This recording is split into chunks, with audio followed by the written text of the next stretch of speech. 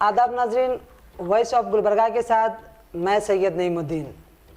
आज का हमारा खुसूसी प्रोग्राम एक ऐसी शख्सियत को लेकर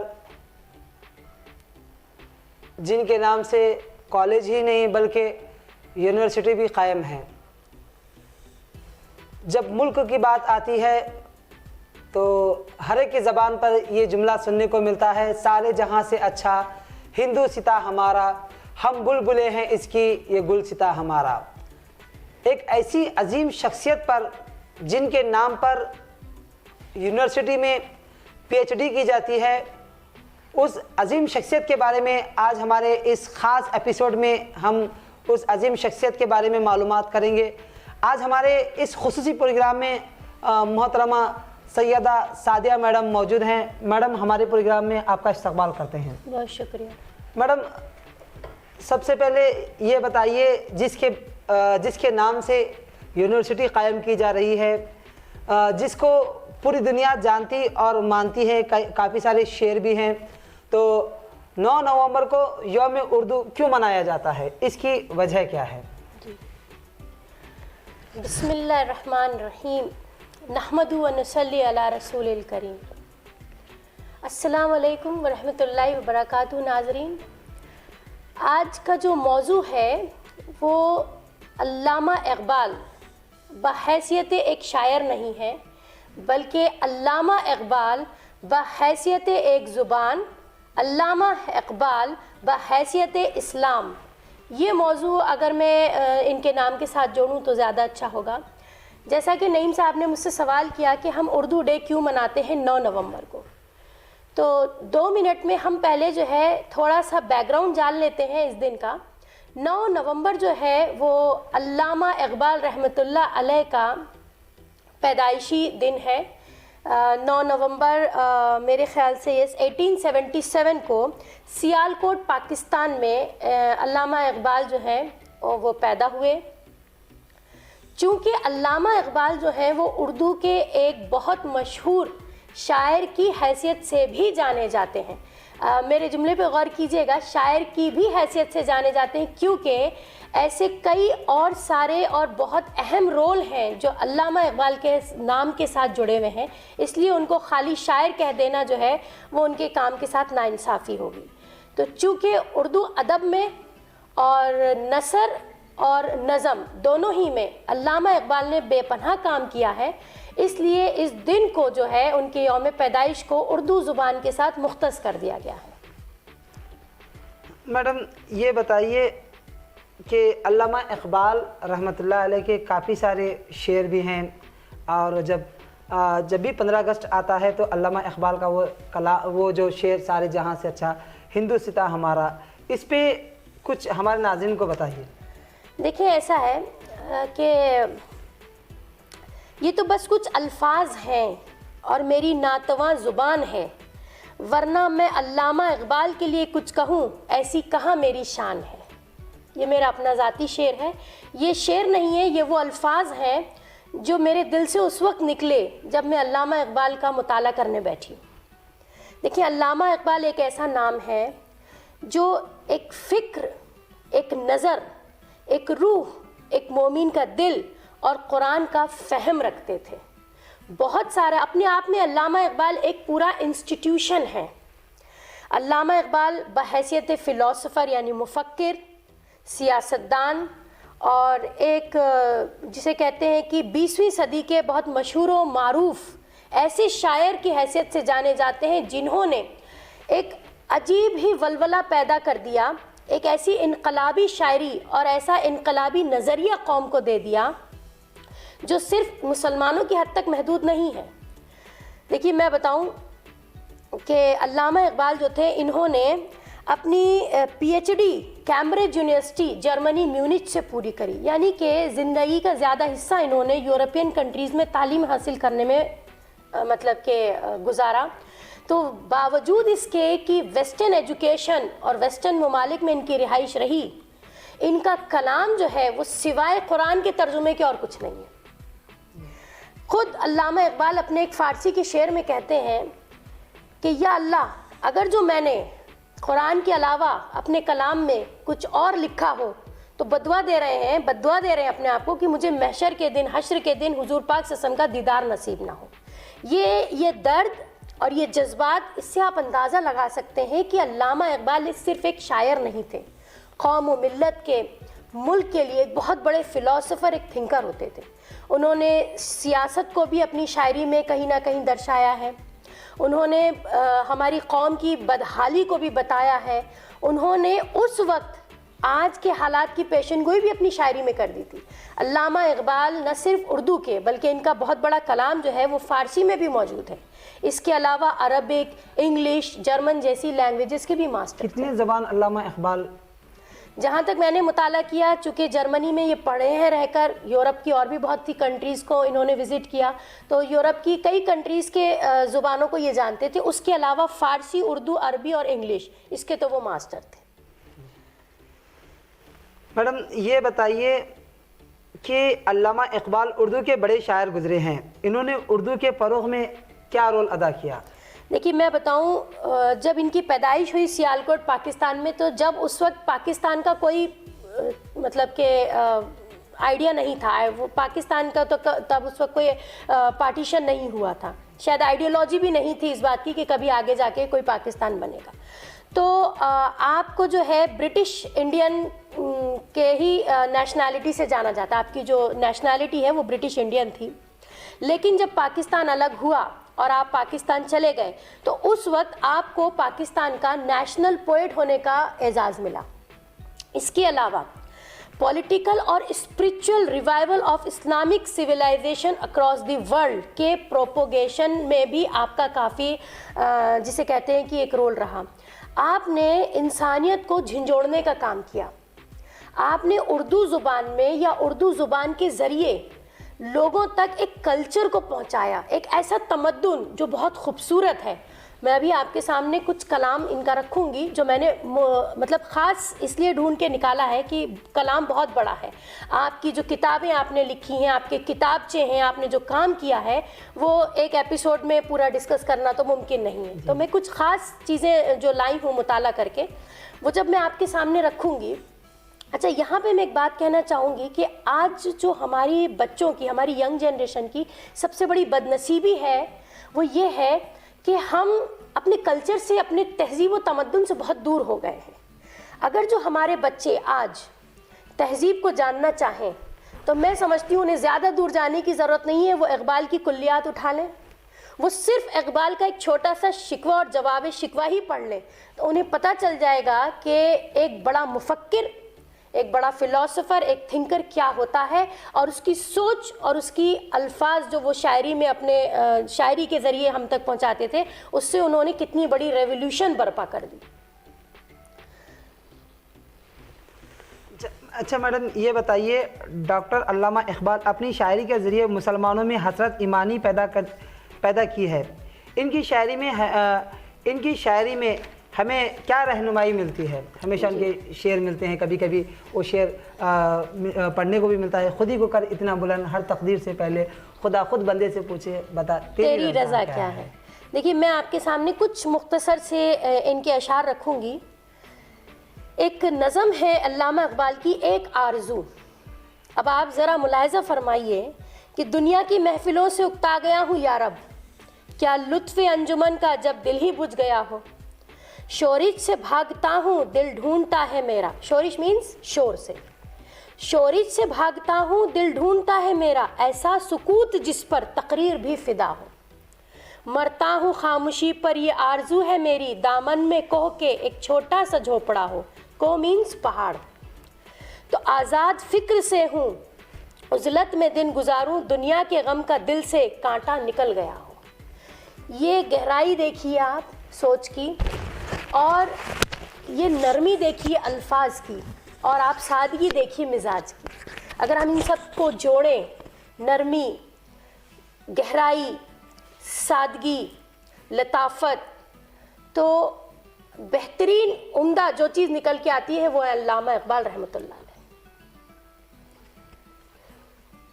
اور میں آپ کو سناتی ہوں کچھ، میں نے ان کا ایسا جو ہے نکال کے رکھا ہے۔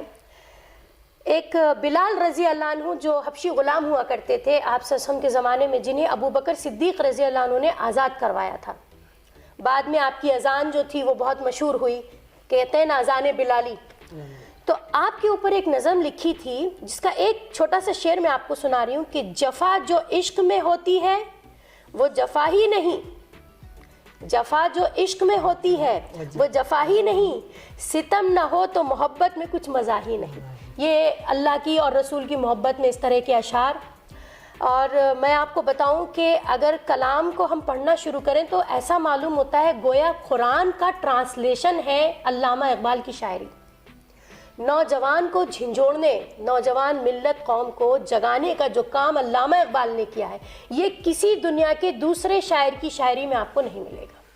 میڈم یہ بتائیے، اتنے سارے اشعار جو آپ نے کہے یہ علامہ اقبال کے لکھے ہوئے ہیں، کیا آج بھی آنے والی نئی نسل کو علامہ اقبال پر کیسا ریسرچ کرنا چاہیے؟ کیونکہ انہوں نے اتنا بڑا کام کیا ہے، آج بھی لوگ ان کے نام سے یونیورسٹی قائم ہے، آج بھی ان پہ پی ایچ ڈی کی جا رہی ہے. آنے والی نسل کے لیے علامہ اقبال کے لیے آپ نئی نسل کو کیا پیغام؟ دیکھیے، ہندوستانی بچوں کا ایک قومی گیت لکھا انہوں نے. ویسے تو انہوں نے قوم کے نام پہ اور ہندوستان کے نام پر، اپنے ملک کے نام پہ بہت سے اینتھم لکھے، لیکن آپ یہ دیکھیے کہ ہم مانتے ہیں کہ یونٹی ان ڈائیورسٹی، مطلب ہندوستان کی جو خوبصورتی ہے وہ کیا ہے؟ اس کی ایکتا، یونٹی.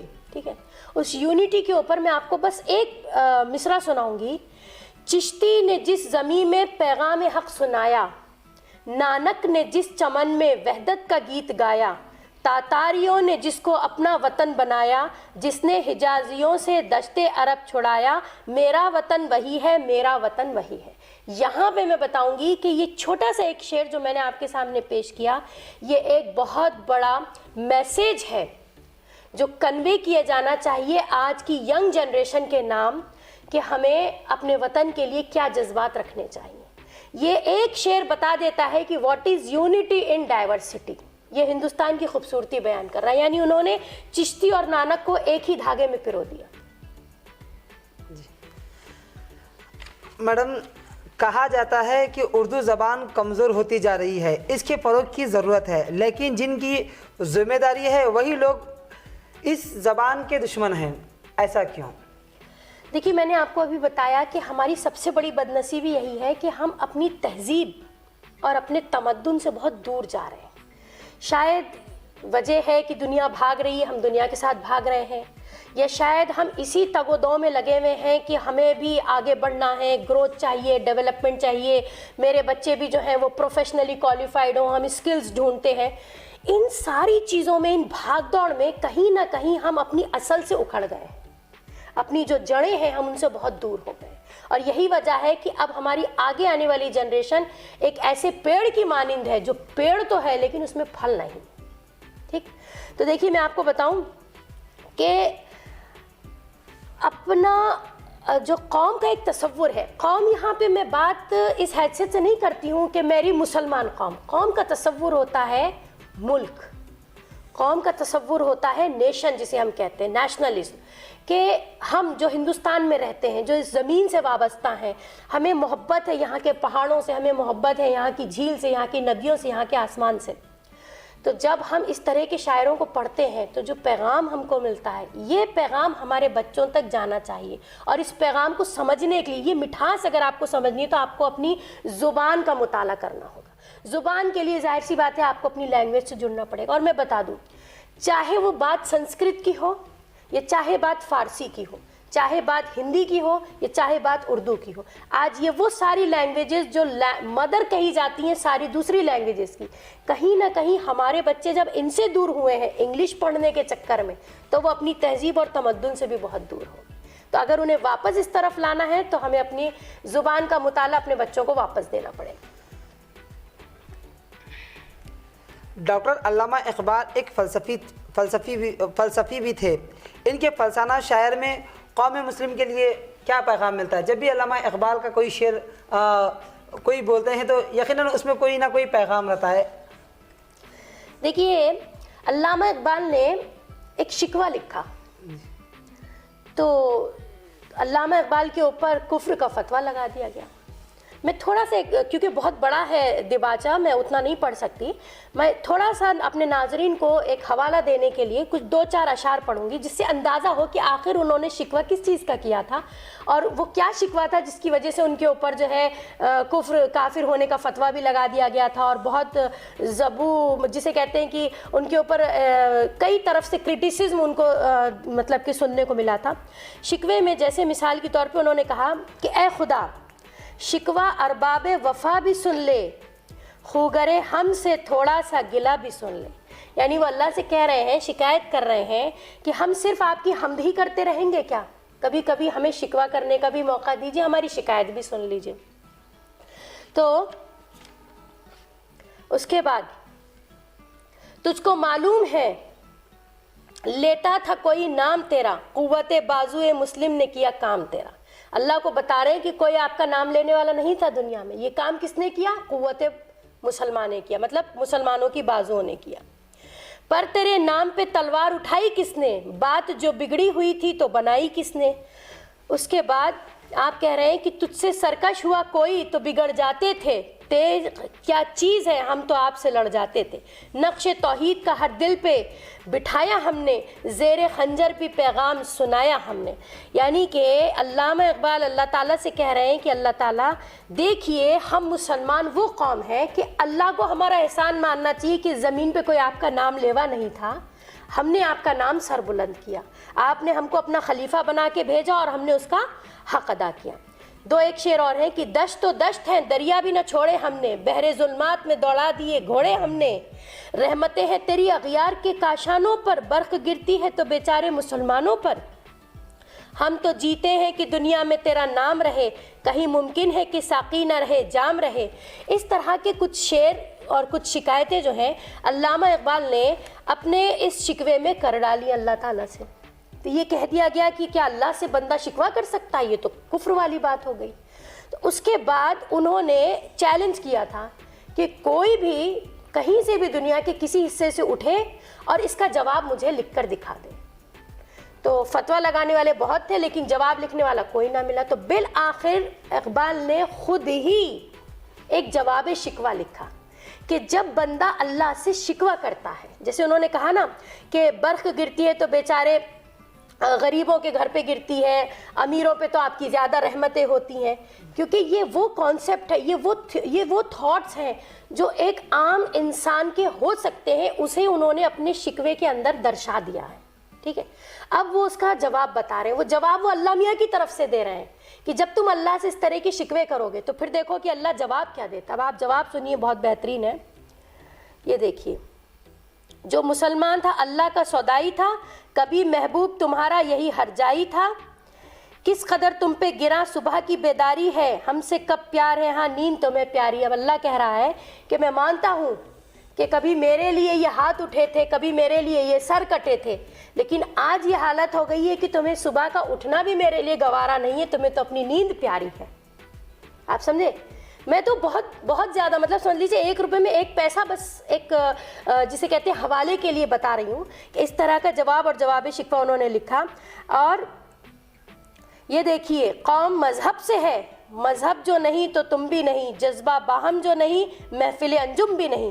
جس کو آتا نہیں دنیا میں کوئی فن تم ہو, نہیں جس قوم کو پردائے نشے من تم ہو. بجلیاں جس میں ہو آسودہ وہ خرمن تم ہو, بیچ کھاتے ہیں جو اسلاف کے مدفن وہ تم ہو. اللہ بتا رہا ہے کہ ٹھیک ہے, میں نے مان لیا کہ تم نے صحیح شکایت کری, لیکن آج اگر جو میری نظر کرم تم پہ سے ہٹ گئی ہے اور تم بہت بلبلا رہے ہو تو اس کی وجہ بھی سن لو کہ آج تم وہی ہو گئے ہو جو کسی کا کفن بھی بیچ کے کھانے کے لیے تیار ہو. تو جب تمہارے اخلاق ختم ہو گئے, جب تم کردار سے گر گئے, جب تم نے اپنے عادات اور اطوار قرآن اور حدیث کے خلاف کر لیے. میڈم سوالوں کی طرف بڑھتے ہیں. جس طریقے سے اردو میڈم اسکول میں ایک چیپٹر علامہ اقبال پر ہوا کرتا تھا, اب اس چیپٹر کو دھیرے دھیرے کرتے نکالا جا رہا ہے اور لوگ اس کو نظر انداز بھی کر رہے ہیں, اس پہ کوئی آواز نہیں اٹھا رہے. اس کی وجہ کیا ہے؟ دیکھیے, ابھی تک تو ہم بات کر رہے تھے تہذیب کی, تمدن کی, اور ہم بات کر رہے تھے ایکتا کی, ملک کی, قوم کی. اب جو آپ نے سوال کیا ہے تو مجھے سیاست کی طرف آنا پڑے گا، میں مجبور ہوں آنے کے لیے۔ دیکھیے ایسا ہو رہا ہے کہ پچھلے کچھ 7 سالوں سے ملک کے جو حالات ہیں وہ بہت زیادہ گئے گزرے ہو گئے ہیں۔ یہ جو آپ کو دیکھنے اور سننے کو مل رہا ہے کہ نصاب میں تبدیلی کی جا رہی ہے، یا خاص طور پہ ہمارے لوگوں کو نصاب میں نشانہ بنا کے ان کے سبق ہٹائے جا رہے ہیں، جیسے مثال کے طور پہ ٹیپو سلطان کے اوپر بھی ایک ہنگامہ ہوا، اور اب علامہ اقبال کو لے کر بھی جسے کہتے ہیں کہ کوششیں کی جا رہی ہیں کہ انہیں نصاب سے ہٹایا جائے۔ دیکھیے میں بتا دوں، علامہ اقبال جو ہے، میں نے آپ سے کہا کہ وہ کوئی مسلمانوں کے شاعر نہیں ہیں، وہ ہندوستان کے شاعر ہیں، لیکن اگر ان کو ہٹا دیا جاتا ہے تو کہیں نہ کہیں ہم اپنے ہی بچوں کو اپنی مٹی سے دور کرنے کی کوشش کر رہے ہیں۔ تہذیب اور تمدن کے ختم ہونا جو ہے وہ کسی بھی نیشن کا اور کسی بھی قوم کی پستی اور زوال کی طرف بڑھنے کا سمجھ لیجئے کی شروعات ہے۔ دیکھیے میں آپ کو ایک بات بتاؤں کہ میرے شوہر مرحوم اسکواڈرن لیڈر سید شاہد حکیم، آج میں جس طرح کا مطالعہ رکھتی ہوں یا جو بھی بات میں آپ کے سامنے کر پا رہی ہوں، اس کا سارا کریڈٹ میں ان کو دوں گی۔ بیسیکلی مرشد تھے اقبال ان کے، اور شاید آپ کو معلوم ہو کہ کئی بار آپ سے ذکر کیا انہوں نے، تو کچھ تھوڑا سا اقبال سے متاثر ہو کے میرے شوہر نے لکھا، جو لکھا ہے میں آپ کو وہ بھی تھوڑا سا 2 منٹ میں سنا دیتی ہوں، کیونکہ یہ آپ کے سوال کا بالکل صحیح جواب ہوگا کہ یا رسول اللہ ہمارے حال پر بھی ایک نظر کو ہم آپ کی لے کے آئے سر، جرم اپنا بس یہی تھا ہمارے شہنشاہ عالم، نام لیتے تھے خدا کا آپ کا بھرتے تھے دم، چاہتے تھے کہ جہاں میں ایک رب کا کلمہ ہو اور ہم پھیلاتے رہے اسلام کے پیغام کو، سر جھکاتے ہم نہ تھے ہر کسی کے سامنے، ایک رب کے سامنے، بس ایک رب کے سامنے، طاقتیں طاغوت کی کچھ ہم پہ ایسی آ پڑی، کوششیں کرنے لگے کہ لوٹ لیں دنیا و دین۔ ایسا ہو رہا ہے کہ جو کوشش اب ہو رہی ہے، حکومت جو ہے وہ ایسا نہیں ہے کہ خالی اقبال کو نشانہ بنایا جا رہا ہے، چونکہ علامہ اقبال کا تعلق مسلمان گھرانے سے ہے، چونکہ ان کا تعلق ہماری زبان سے ہے، اور چونکہ یہ جو کم ذہن کند ذہن ہماری آج کی گورنمنٹ ہے، ان کو اتنا جسے کہتے ہیں کہ سمجھ میں نہیں آتا ہے کہ تہذیب اور تمدن اور ہسٹری جو ہے وہ کسی ایک ملک کی طاقت ہوتی ہے، گلوری ہوتی ہے، وہ یہ جو ہمارا پاسٹ ہوتا ہے یہ ہمارا فخر ہوتا ہے، ہمارا پرائیڈ ہوتا ہے۔ تو اب یہ گورنمنٹ جو ہے وہ وہی گلوری اور وہی پرائیڈ ہم سے چھیننا چاہ رہے ہیں۔ علامہ اقبال کو بچوں سے دور کر کے یا ان کے اسباق کتابوں سے نکال کے آپ جو ہے ہمیں پستی کی طرف ڈھکیل رہے ہیں، کیونکہ علامہ اقبال جن کو یورپ میں سب سے زیادہ پڑھا جاتا ہے، سب سے زیادہ ریسرچ کا جو موضوع بنتے ہیں پوئٹری میں علامہ اقبال بنتے ہیں، وہ بھی باقاعدہ انگلش میں ٹرانسلیٹ کر کے ان کے کلام کو اس پہ ریسرچ کی جاتی ہے۔ تو مجھے ایک بات بتائیے کہ ہماری ہندوستانی گورنمنٹ یورپین گورنمنٹ سے زیادہ انٹلیکچوئل تو نہیں ہے؟ تو ظاہر سی بات ہے انٹلیکچوئل لوگ ہی سمجھ سکتے ہیں کہ انٹلیکچوئلٹی کیا ہے اور ان کا کلام جو ہے وہ کیا معنی رکھتا ہے پروز میں، ادب میں یا لٹریچر میں۔ جب ان کے مضمون کو نکالا جا رہا ہے، آواز کیوں نہیں اٹھا رہے ہیں؟ دیکھیے آواز کون اٹھائے گا؟ آواز تو ہم ہی اٹھائیں گے، ہر بار ہم ہی اٹھاتے ہیں۔ انشاءاللہ اس پر بھی ظاہر سی بات ہے غور کیا جائے گا، اور صحیح وقت آنے پر ہم اپنا مدعا گورنمنٹ کے سامنے رکھیں گے، ہم بتائیں گے کہ اس کو نکالنے کے کیا نقصانات ہو سکتے ہیں، اور اگر یہ نصاب میں بچوں کو پڑھایا جائے تو اس کے کیا فائدے ہو سکتے ہیں۔ ایک چیز اور کہ دھمکیاں اور نہ دے ہم نہیں ڈرنے والے، کوئی روکے گا انہیں جن کو خدا کا ڈر ہے، کام کر جائیں گے ہر حال میں کرنے والے، وہ نہیں ڈرتے جنہیں خوف خدا ہو یاروں، لاکھ طوفان ہو گزرتے ہیں گزرنے والے۔ تو علامہ اقبال کو آپ کتابوں سے ہٹا دیجئے، علامہ اقبال کو آپ یورپ کی لائبریریوں سے نہیں ہٹا سکتے، علامہ اقبال کو آپ کروڑوں لوگوں کے دل سے نہیں نکال سکتے، علامہ اقبال کی شاعری سے جو لوگ متاثر ہوتے ہیں اس اثرات کو آپ نہیں ہٹا سکتے۔ اور میں صحیح بتاؤں تو میں ایک پیغام یہ دینا چاہوں گی اپنے لوگوں کو، خاص طور سے اپنی قوم کے لوگوں کو، کہ ایک وقت آپ بچوں کو انگلش پڑھانے پر مت زور دیجئے، ہو سکتا ہے کہ آپ کے بچے آگے چل کے یقیناً ڈاکٹر، انجینئر، سائنٹسٹ بنے، لیکن اگر آپ چاہتے ہیں کہ وہ تہذیب سے جڑے رہیں تو ہر گھر میں علامہ اقبال کو پڑھا جانا چاہیے۔ میڈم آخری میں وائس آف گلبرگہ کے ناظرین کو ایک دو شعر علامہ اقبال کے، پھر آخری میں کیا میسج دینا چاہیں گے کہ اردو کو کس طریقے سے اسکول ہو، کالج ہو، گھر ہو، مکان ہو، کالج ہو، اردو کو کس طریقے سے باقی رکھنا چاہیے علامہ اقبال کے شعر کے ساتھ؟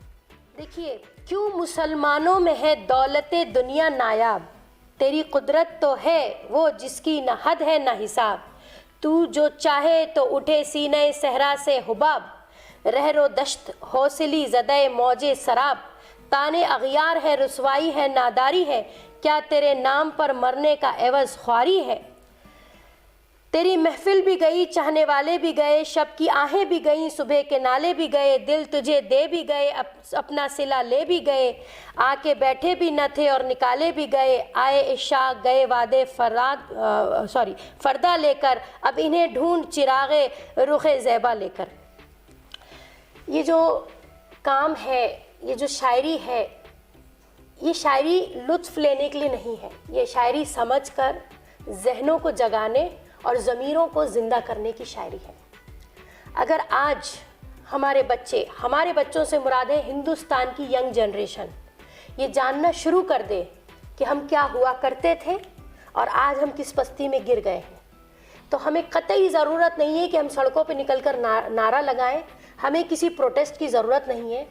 یہ شاعری عقل و فہم میں اگر گھس جائے تو سمجھیے کہ یہ پورے ملک کی قسمت بدل سکتی ہے، یہ آنے والے فیوچر کو تبدیل کر سکتی ہے۔ اس میں وہ ریولیوشن ہے، اس میں وہ اضطراب ہے، اس میں وہ حقیقت چھپی ہوئی ہے، اس میں کیریکٹر بنانے کا جو کام علامہ اقبال نے کیا ہے۔ چین و عرب ہمارا، ہندوستان ہمارا، مسلم ہے ہم وطن ہے سارا جہاں ہمارا، توحید کی امانت سینوں میں ہے ہمارے، آسان نہیں مٹانا نام و نشاں ہمارا، دنیا کے طبقدوں میں پہلا وہ گھر خدا کا، ہم اس کے پاسباں ہیں وہ پاسباں ہمارا، تیغوں کے سائے میں ہم پل کر جواں ہوئے ہیں، خنجر ہلال کا ہے قومی نشاں ہمارا، مغرب کی وادیوں میں گونجی اذاں ہماری، تھم تھمانا تھا کسی سے سیل رواں ہمارا، باطل سے دبنے والے اے آسماں نہیں ہم، 100 بار کر چکا تو امتحان ہمارا۔ میں بہت زیادہ تفصیل میں اس لیے نہیں جا سکتی کیونکہ ہمیں وقت کی بھی تھوڑا سا خیال رکھنا ہے۔ یہ بتائیے کہ جو چند اشعار میں آپ کے سامنے پڑھ رہی ہوں، مجھے تو ایسا محسوس ہوتا ہے کہ جھنجھوڑنے کے لیے کافی ہے۔ میڈم جو ابھی جو شعر کہا تھا چین و عرب ہمارا، ہندو ہمارا، اس کی تھوڑا سا اس کی وضاحت کر تھوڑی دوں۔ وضاحت۔ دیکھیے ایک بات سنیے، اقبال جو ہے وہ یکسانیت کی بات کرتے ہیں، ہمدردی کی بات کرتے ہیں، اور سب سے بڑی بات انہوں نے جب قوم و ملت کا نعرہ دیا تو وہ قوم و ملت جو ہے وہ ہندوستان ہمارا، یعنی وہ یہ مذہب کے تعلق سے یا مذہب کے اوپر وہ ڈیویژن نہیں کر رہے ہیں، وہ یہ نہیں بتانا چاہ رہے ہیں کہ ہم مسلمان ہیں اور ہم ہندو ہیں، یا ہندوستان میں رہنے والے مسلمان اور ہندوستان میں رہنے والے ہندو۔ ان کا صرف ایک ہی مقصد تھا ان کی شاعری میں کہ جب وہ کہتے ہیں ہندوستان ہمارا، یعنی جو بھی اس سرزمین پہ پیدا ہوتا ہے، جو بھی اس سرزمین پہ رہ رہا ہے، وہ اس ملک کا حقدار ہے اور یہ ملک کمپلیٹلی اس کا ہے۔ ہم کسی بھی بیس پر، یعنی ذات، مذہب، لینگویجز، یا کیا کہتے ہیں کہ ابتر اور کمتر، کسی بھی بیسس پہ، یا امیر اور غریب، کسی بھی طریقے سے ہم کسی کو نہ اوپر آنچ سکتے ہیں نہ کسی کو نیچے جانچ سکتے ہیں۔ یعنی کہ مذہب کے نام پر جو آج آپ دیکھ رہے ہیں کہ بٹوارا ہو رہا ہے، شاید مجھے لگتا ہے کہ علامہ اقبال یہ کلام جو ہے وہ آج کے موقف پہ ہی کہہ گئے۔